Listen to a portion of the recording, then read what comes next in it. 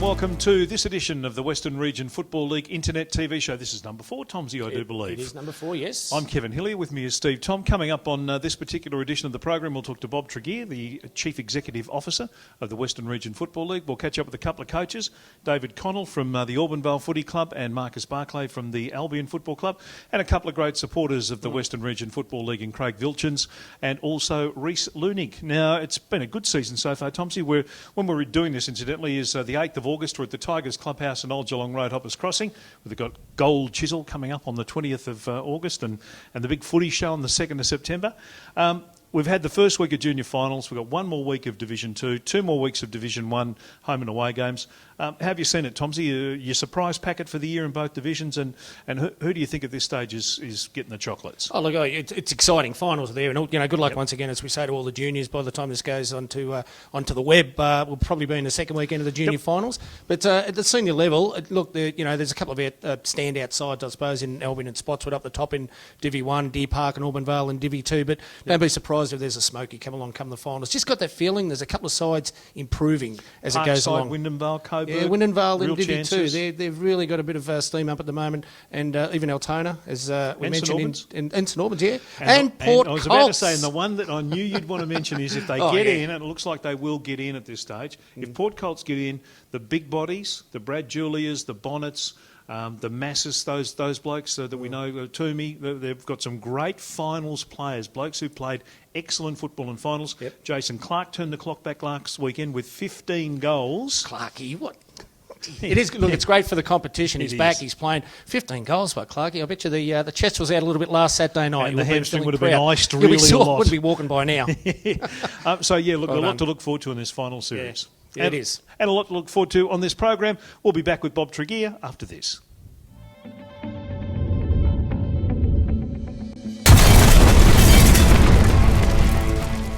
And welcome back to the Wrfl web TV show. We're here at the Tigers Clubhouse in Old Geelong Road, Hoppers Crossing, on the 8th of August. Our first segment, Tomsy, is with the CEO of the Wrfl, Bob Tregear. G'day, Bob. G'day, Kevin. Lovely to have you on the program. I guess we've been through the first week of finals as we record this for junior finals. We've got the senior finals just 2 weeks away. How do you think the season's gone so far? Oh, look, I think the season's been terrific so far. There's been some good football. We've had a few problems with the competitiveness in the bottom of both divisions, but other than that, it's at AFL level too, Bob. So I noticed that the last few weeks. Alone there. Yeah. But still, we'll have another look at that over the next few weeks with the clubs and see what we can do about that. But now the finals are going well. We've got almost all of our finals this year at Werribee at Avalon Airport Oval. Yep. 3 days of second division will be held at Crofts. But Werribee is an excellent venue for this. It's a lock-up venue that's easy to control and great facility, VFL ground. So hopefully it'll be a good final series. And touch wood, we've had a blemish-free sort of behavioural pattern this year too, which has been a really nice thing for the competition. It has. Our send-offs and our send-offs reports and tribunal hearings are all down on last year, and that's in the context of us having more umpires than we've ever had before. Yep, which is great. So you would expect that with more umpires there'd be more reports, but against all of that we've reversed that trend, so it's terrific. Yeah, fantastic. Just one other thing on that, Bob, too, junior finals, senior finals. I mean, it's a family atmosphere, supporter, get out and support your clubs, the kids, the seniors, but we've got the alcohol policy again, which is very important to keep control of that. We don't want any idiots. Don't come if you're going to. No, that's right. You're not welcome if you're an idiot, but...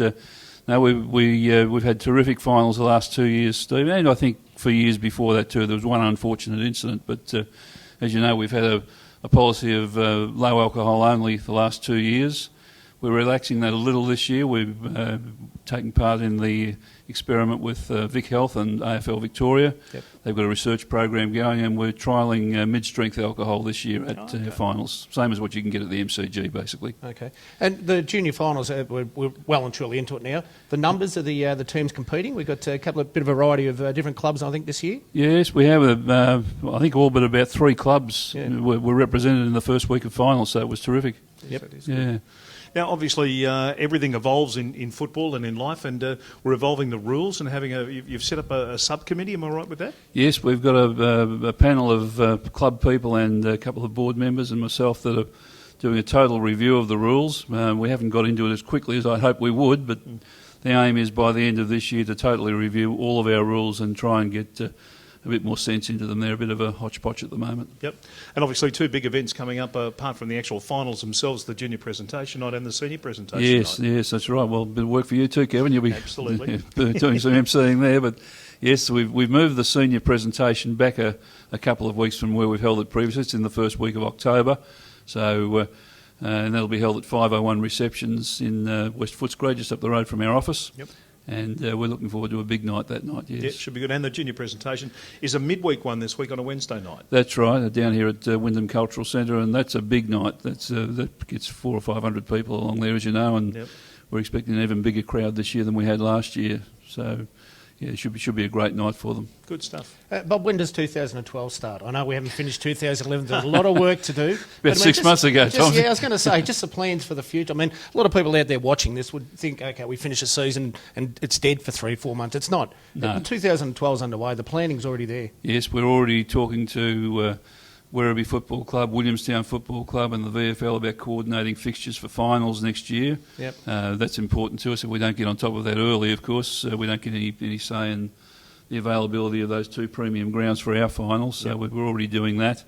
As I say, we've got the rules review underway and a lot of planning on systems and just the little things that go to make the league a little bit better. Yep. We've got the door open for new clubs always, and we will be looking again at possibly restructuring.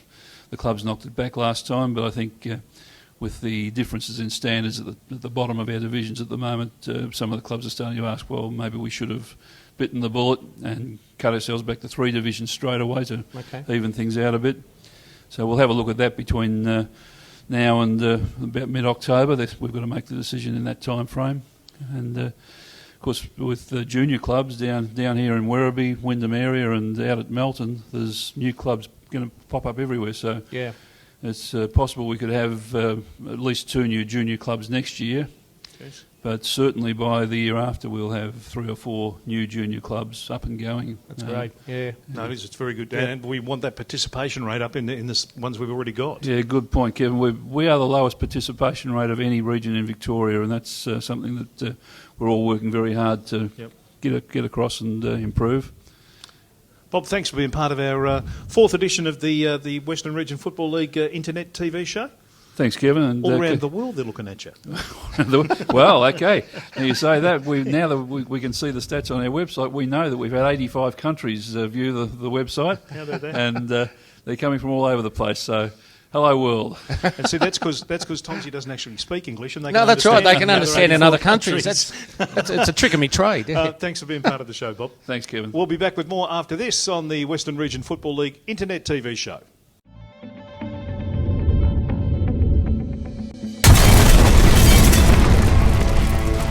Welcome back to the Western Region Football League internet TV show, wherever you're watching this, at whatever time you're watching this, all over the world and up and down the length and breadth of the country. Our next segment features David Connell, the senior coach of the Auburn Vale Footy Club. Hey, Dave. Thanks for having me. Oh, mate, our pleasure. You're having a good season. The Division 2 is a really interesting competition this year. I mean, Deer Park are undefeated at this stage with 1 game to go, and you blokes are sitting very comfortably in second spot. How do you see the next 4 or 5 weeks panning out? Yeah, it will be interesting. I think apart from probably, as you said, Deer Park, the rest of it's pretty even. So it will be an interesting next 4 or 5 weeks, that's for sure. Yeah. So.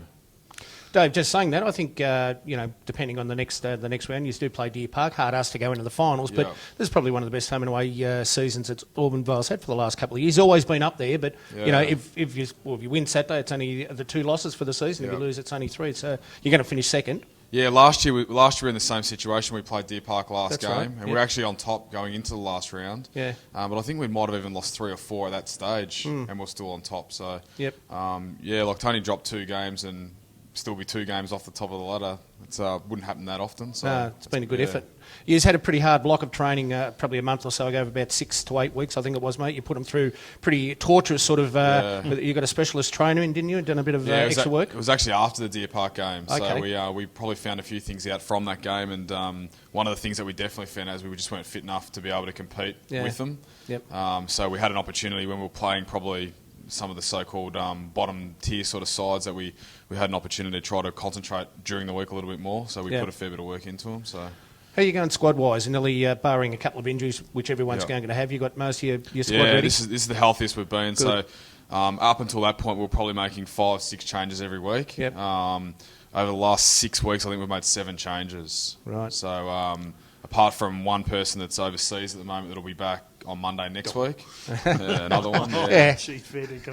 He's missed the last 6, but apart from that, we've got one other person that's out injured at the moment, and it was just on the weekend, so just a 1 weeker. So pretty much everybody's up and available. Good sign. Dave, given that the grand finals can be played at Avalon Airport Oval, and maybe you've got some finals at Cross Reserve as well, have you started to work your game plan out to the bigger ground rather than small ground like yours? It's probably not as much on the ground. It's probably more on the sides that we play. I think we've probably obviously tried to adapt our game plan for a Deer Park. Yep. Look, if that means that we got to a prelim and that hurt us, then so be it. But I don't think there's much difference really finishing second, third, fourth. You want to go there and try to win it.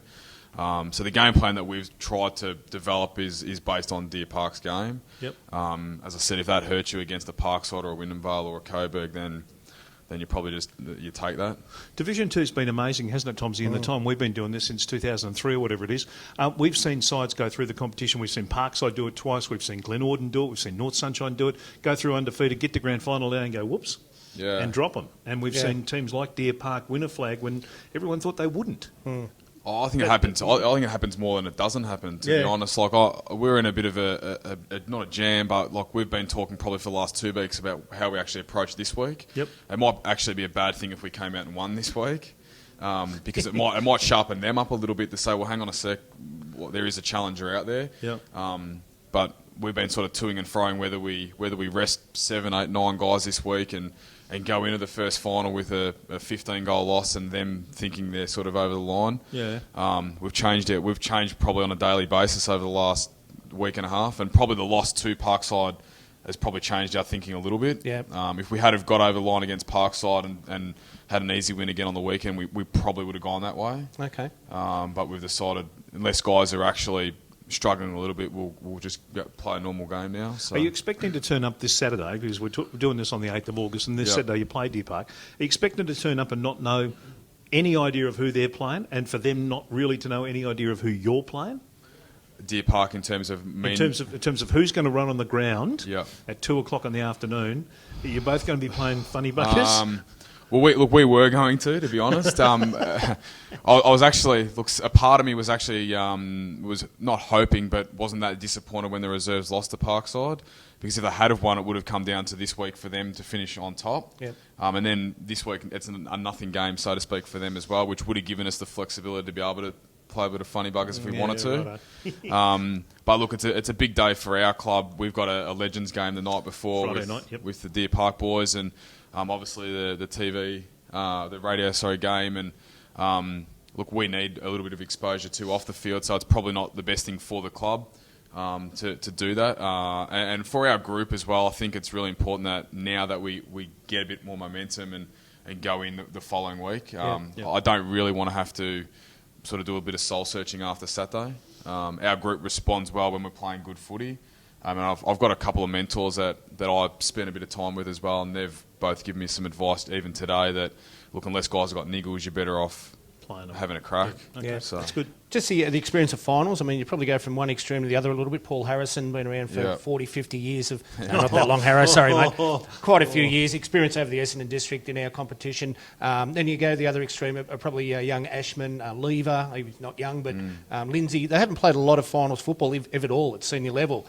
You've got a bit of a variety in between. Is there a couple of guys that have... I know the homegrown boys have played a fair bit of finals over the last 4 or 5 years. Yeah, look, it's a weird one because everyone always goes on about the history of Auburn and how they're home and away specialists, and then they get to a final series and they pretty much go missing. Yep. Look, it's something that I've definitely addressed since I've taken over as coach. From Saturday, I think there was 17 out of the 22 that weren't at the club 2 years ago. Okay.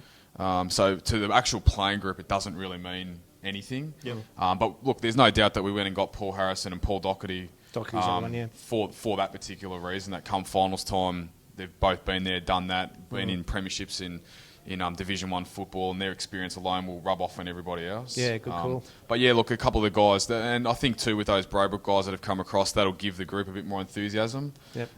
That's why they came to Auburn because they wanted to play finals footy. So, Makes sense, yeah. so those guys will be like keen as mustard, and I think they'll rub off on some of the other Auburn guys that have been there and I suppose haven't succeeded, so it'll give a bit of enthusiasm. Mate, it's not over till the fat lady sings, and she won't be singing until in mid-September, so good luck for the rest of the season to you and the Auburn Vale Footy Club. Enjoy this weekend because it is a big weekend for the club, and good luck in the finals. Thanks very much. Cheers. Thanks for being part of it. David Connell there, the senior coach of the Auburn Vale Footy Club here on the Western Region Football League Internet TV show.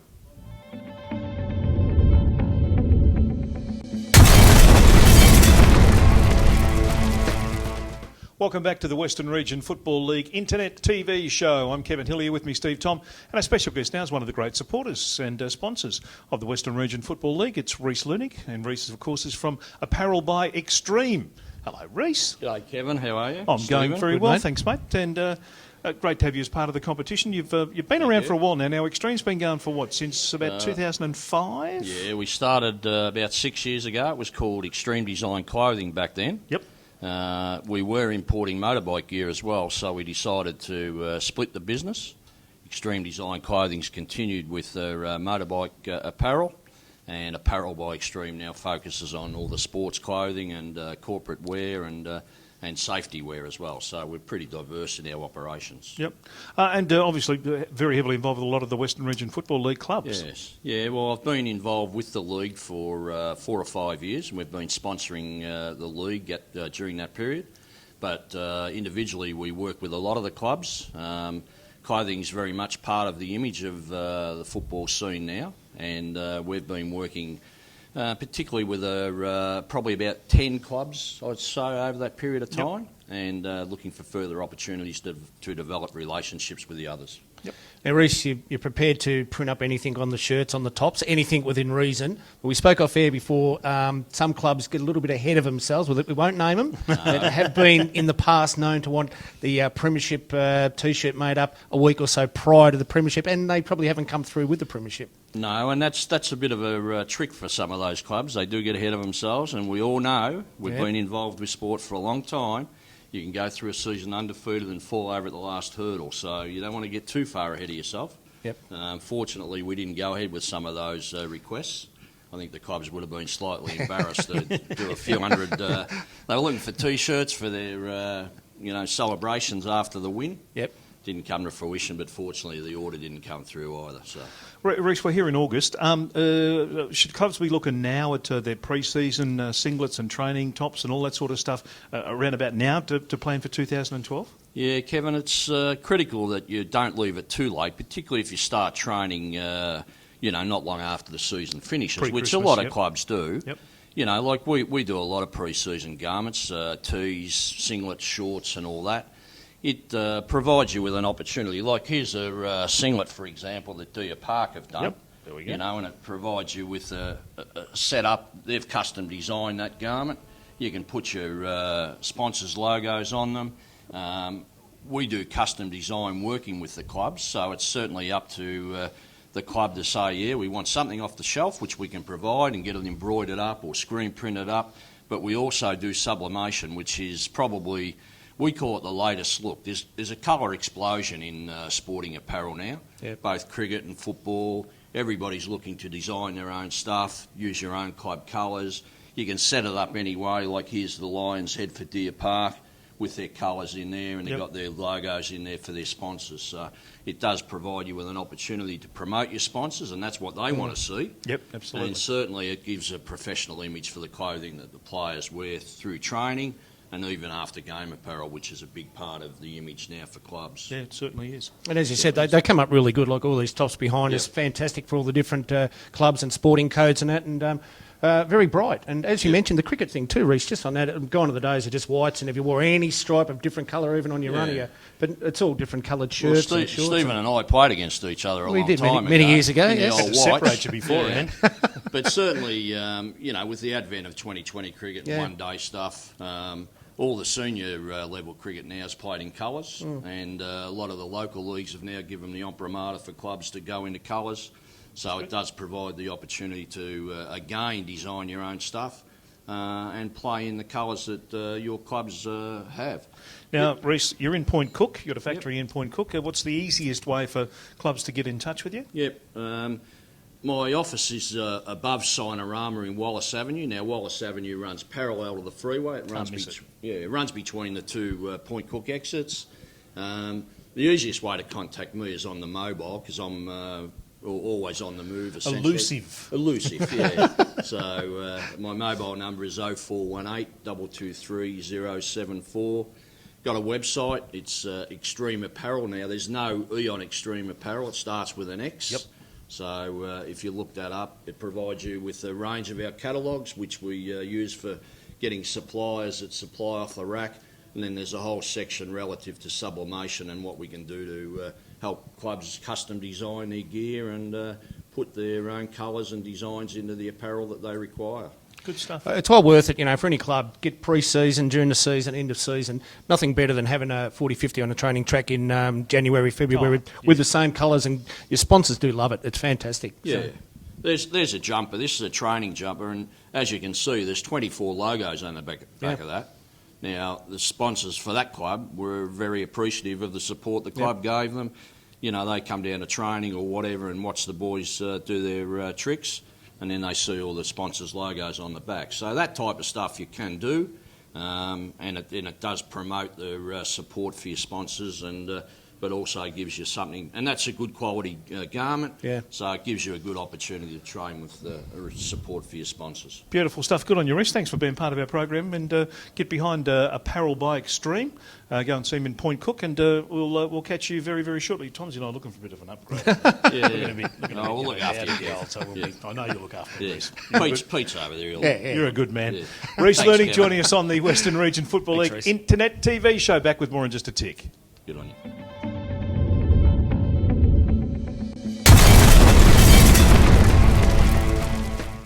Welcome back to the Western Region Football League Internet TV show. Wherever you're watching around the world, around Australia, or you can be watching at 3 o'clock in the morning or 3 o'clock in the afternoon. It's good. It's good. If It's you've got good nothing here else on to the do, get up and the turn it on. www. Get away with murder on this. We can do whatever we like.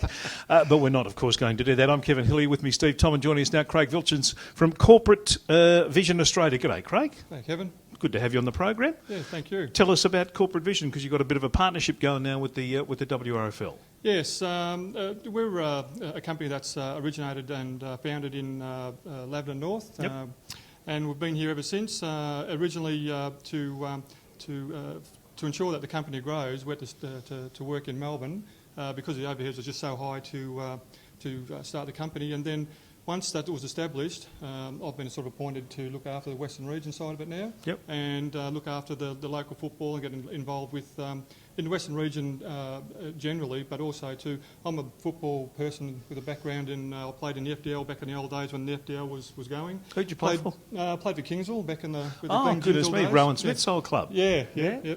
And then from there, I actually, as a junior, I played with Werribee in the juniors, and we played in the Western Suburban Football League. Yep. Went through there, and and I've just got an affinity with the football and also the cricket side, because I also played in the FCA as well, and then also played with Wintervale in the WDCA as well. So Okay. I've got a good understanding of what the needs and wants are of the clubs and the financial situations, and I know it's quite difficult for them to raise money and to make ends meet at the end of the year. So, and some clubs do want an audio-visual perspective towards their presentation nights and things like that. So that's where we come in. Yep. Yep. So tell us exactly what the company does in terms of, if I walked into your office now, what would I be looking for? Yep. Yeah, well, we do small conferencing. Yep. So if a small little business just wants to put a conference together and they want to talk at some people in, say, Sydney or Adelaide, we can put that together. Or if it's an international on a web stream and all that sort of thing, we put that together. Oh, okay. And if it's a large event, such as, like, say, we're looking after the Wyndham Business Awards this year. Oh, okay. And that's a fairly significant an event for Wyndham. Huge event. Yeah, and it's a prestigious event for the local community and all the businesses, and we put that together with big screens. We're trying to put in some LED screens in there this year. That's one of our specialties, is putting LED walls in. We do large screens. We're putting staging, lighting, You've got lecterns, microphones, PA systems, all that sort of gear. So if there's anything that's in an audio-visual sense, we hire it out. Technology of these things, Craig, it must be each year you just got to keep adjusting with it and adapting with it. Yeah. There's always it's the PA systems are getting smaller, but bigger and noisier and that sort of thing, and louder. Yep. 3D's coming into the situation now. The plasma screens, I can remember the guy who founded it, he had 2 plasma screens, and they both cost him around about $70,000 each for a 60-inch plasma. And Imagine walking into Harvey Norman now and going, "Can I have one of those?" And you think, "You're kidding, aren't you?" So the technology from plasmas right through now, the plasmas are quite easy and quite cheap to enter into now. Going back in the year 2000, they were a very, very expensive item. Absolutely. Then to get to PA gear, it's that's always evolving and changing. And now, for example, if we want to set up a large event where you've got to run leads everywhere, well, now we can actually have it wireless. So so we can set up all the speakers. No more gaffer tape across in front of the phone. No, so that's that's a bonus for all the roadies, for all us crewing when we're bumping in, and also when we're bumping out at 11 or 12 o'clock at night. We're doing it for a few hours. The great part about that is that we can set it up wireless, and it just makes that job a little bit easier. So technology is becoming a fantastic thing. It's going to get to a point now where a lot of audio-visual will be wireless, and it just makes life just so much. And also to reduce the costs, because there's a big labour component to AV. And with setting it up and put a lot of the cables and gaffer taping it down, and the running of leads, and sometimes if you can't run, like we do, we look after Toyota here in Western Suburbs as well, and we can't have it on the floor. We've got to put it all overhead. But luckily, of course you can't. Cars running over it. So, but the wireless system comes into place there now, so that's fantastic. It makes our life a lot easier, and Toyota are happy with that as well. And what's the best way for clubs? I know. You, I spoke to you today actually about doing a function for the Altona Footy Club. They've got a big sporty coming up just before the grand final. What's the best way for clubs to get in touch with you? Probably the easiest way, and if they're watching the segment here, if they go on our website, it's Corporate Vision Australia, and we're in Lebanon North at Westside Drive. And if you just even type in a particular item that you're wanting at that event, say if it's a projector or if it's a screen or it's some speakers or a PA, just type that in and it'll come up as in the Western Suburbs. And if you Google that, our name should pop up as Corporate Vision Australia. And just to ensure, there is another company name similar, so just ensure that we're in Lebanon North, and we're here to look after all the local clubs, and we'll give a substantial discount because we have a set rate for the corporate rates, and then what we do is we just discount that right back to the local community here, and we help them out. And we can certainly give up to about 30% discount to help them out. Good on you. I know there's a link on the Wrfl website too. If people just want to go to that, they can click into that and go from there on this website that you're watching this on right now. Thanks for being part of the program. Yeah, you're welcome. It's been terrific. How's your brother going these days, Brenton, the big bird? Well, I think if we did a 100-yard dash and I walked it, I think I'll still beat him. So he's in a good paddock. Yeah, he's a good paddock. He's enjoying life now, and no, he likes to sit back and watch the football. He gets frustrated like all of us sometimes with some of the decisions that are made in the AFL. But no, he's had a well of a time, and he keeps up with the boys because obviously my brother played down at Wrfl, and there's quite a few Footscray people there from the days that he was there. And he just catches up with them and just enjoys himself. Yeah, good stuff. Yeah. Good on you, Craig. Thanks for being part of the show. Thank you. All right, we'll be back with more in just a tick here on the Western Region Football League Internet TV show.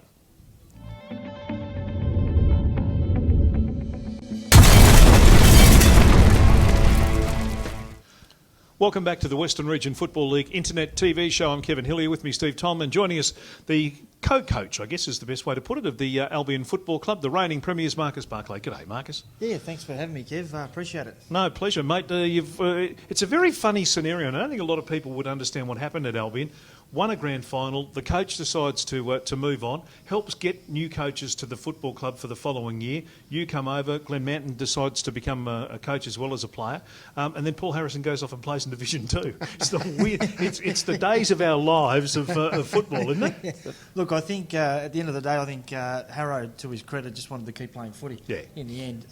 But look, Look, a few people were surprised around the league, and look, it's more as you probably know with Mance, he does a lot of talks and a lot of that sort of thing. So he's been great this year in regards to getting the players ready mentally. Yep. And it gives me an opportunity to coach them. Yep. So I think that's sort of the balance. He looks after the Tuesday nights. And so the yin and yang's perfect balance for you. Yeah, and it works out. And we sort of talk regularly on a Saturday night for half an hour and the twos and what happened on field, off field, and all that sort of stuff. And yeah, look, it's working well at the moment. But Harrow was obviously fantastic to play the young blokes last year, and I think that's what Albi's improved on this year. So. Absolutely, you've got some very exciting young boys down at that club, and you've pushed a few more up through. A few more mushrooms have come up through this year. Young Joshy Bench and young McPherson's come through and started to really establish himself. So yeah, I think it's something that I learned personally coming from the Essendon District League. That's the youth, just the pace,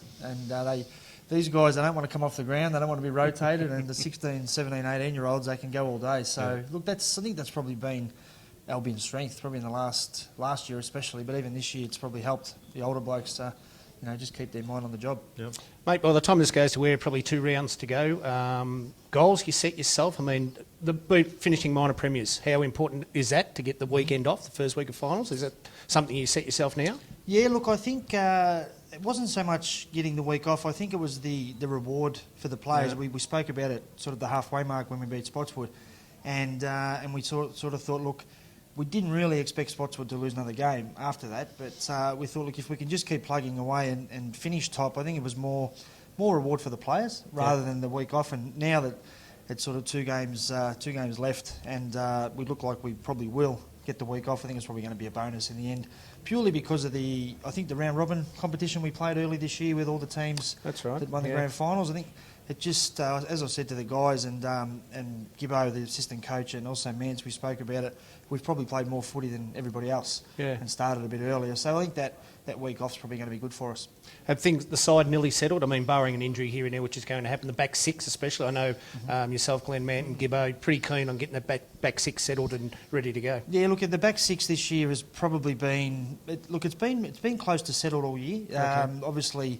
Obviously Mance has missed a couple, and Johnny Haldane's missed a couple, the suspension and injury, but we've sort of got 2 or 3 blokes that can sort of filter through there, Daniel Lee and Jason Bettina. We gave him a run last week at fullback. Played fullback on the weekend. Yeah, I was about to throw that one at you. Okay. Yeah, because he's missed the footy that he's missed, we sort of thought that if we can put him behind the footy and get his hands on it rather than someone belting him in the back of the head all the time, and he was terrific. So, look, that's something we can look at moving forward, but I think Johnny Haldane will be back this week, and obviously what he put up last year in the finals was pretty good, so we'll give him every opportunity, of course. Just when you think you've got Bloomfield covered, Grenville, young Finko, just rotates. All of a sudden, as you said, Jason Bettina can go from one end of the ground to the other like that, and all of a sudden kick 3 goals in 10 minutes of football. Versatility is what I'm getting at in your side. It's something Albion probably didn't have 4 or 5 years ago. They were up there and promised the world, but the versatility of the kids to have a run through the midfield even now, and 10 minutes here, forward, wing, whatever it may be. Yeah, you're right. It's something that we've looked at after the halfway mark. We sort of weren't too worried as far as results went, because we were playing well early in the season, but just a couple of games there, we've thrown Grenville through the middle, and Bloomfield went through the middle last week as well. So,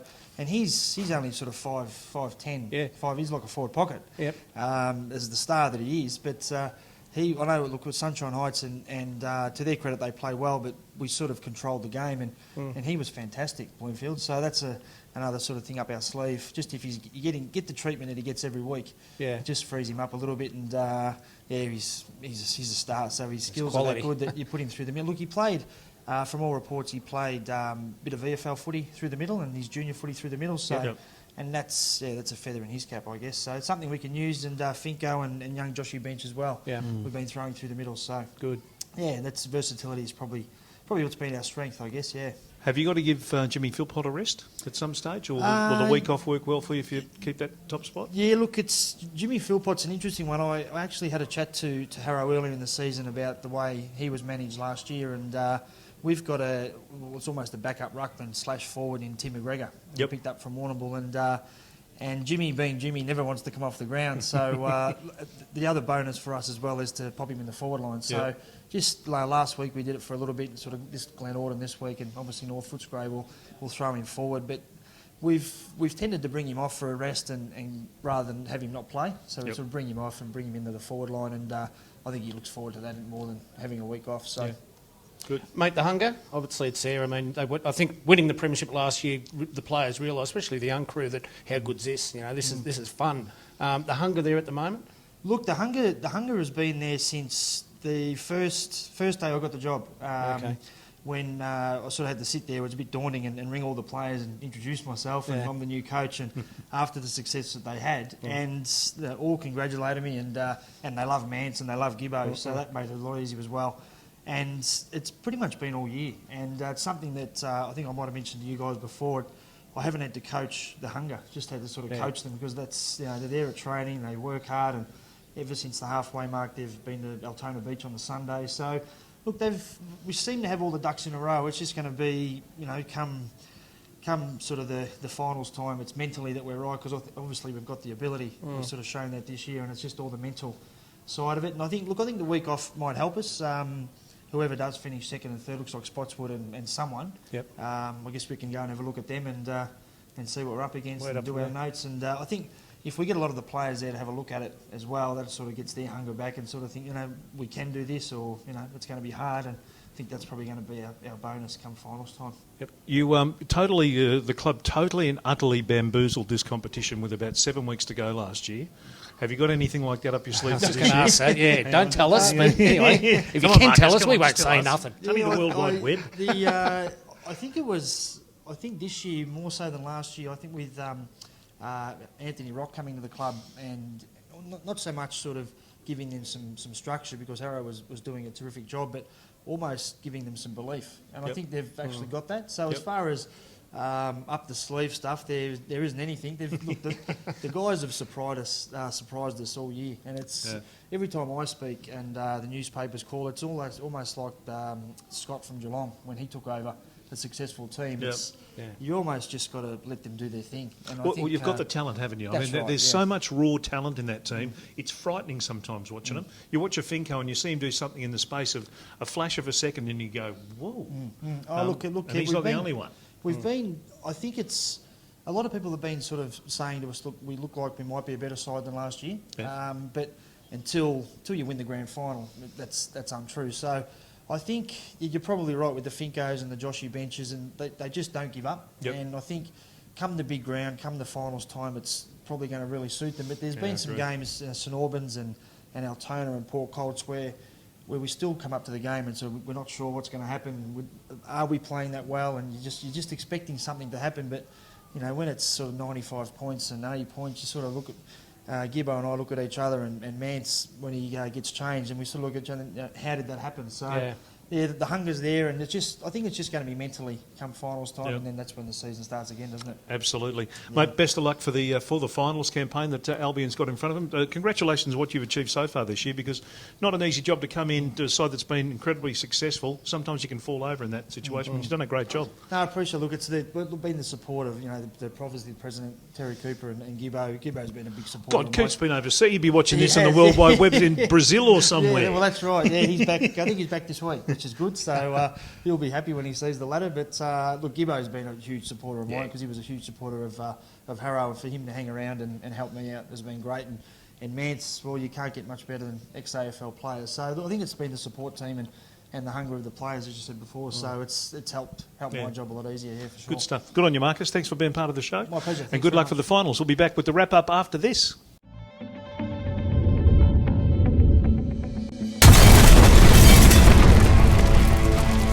Welcome back. That has been the Wrfl Internet TV show. Tomsy, some good guests on. Good to catch up with David Connell and Marcus Barclay, a couple of coaches with big finals campaigns coming up. And the other thing I wanted to talk to you about, and also thanks to Bob Tregear, to Rhys Lunig and to Craig Vilchins for being on the program. I wanted to ask you, we're coming towards that part of the year. The home and away series finishes. We've got to now think about who's going to win the Barry Priest medal and the Alan Smith medal. Oh, and this year, I reckon it will be one of the great counts of all time. I reckon you could put a blanket over probably 3 or 4 players from both divisions, Division 1 and Division 2, there's players that have come along new to the competition. I reckon this they'll go year 10 or pick up 12 a lot of deep. votes. It could go further. The top 10 will be really, really close. Yeah. Because there's been a couple of standout players in different patches of the season. But Jimmy Kondos, obviously, in Division 2 with 129 goals as we stand here and speak now. Got to be someone who'd be right up there. But there's some great on-ball players in Division 2, particularly in those top 3 or 4 clubs who've had great seasons. Yeah, and like the regulars of your Chris O'Keefe, your Timmy Jenkins, the good, as you mentioned, the on-ballers, Brad Julia, they're going to get votes again as we go along. But yeah, look, just some excitement. And, as the season's unfolded, different players have, as I mentioned, played different patches of football in 4 or 5 weeks. Would have got votes off the umpires with new blokes being involved with that in a competition. So looking forward to it. There's going to be plenty more of votes over the next couple of weeks. So it's going to be an interesting end of season. Barry Priest medal and Alan Smith medal. Absolutely. Don't forget to grab your WFL footy record at the games, both seniors and juniors during the final series. All the information that you need is right there. We look forward to catching you probably early in September with the next show. We'll probably do a wrap up of the junior finals and a bit of a preview of the senior finals, and then of course the final show of the year we always do on grand final day. It's very risky, but we're thrill seekers over here, so we'll give it a crack, Tomsy, won't we? Oh, yeah. Thanks to our guests once again, and get out and see some local footy, and don't forget to support the Western Region Football League. From Kevin Hillier and Steve Tom, see you soon.